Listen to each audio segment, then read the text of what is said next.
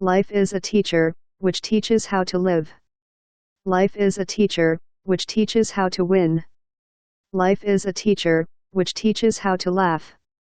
Life is a teacher, which teaches how to make other people cry.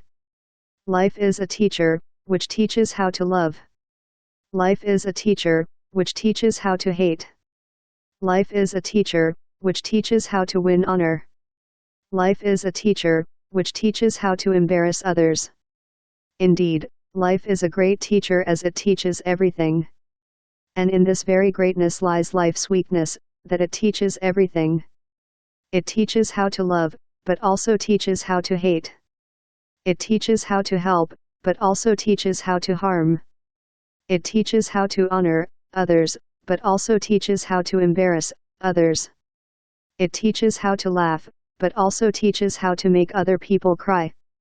Wish life were a bit selective in its teaching.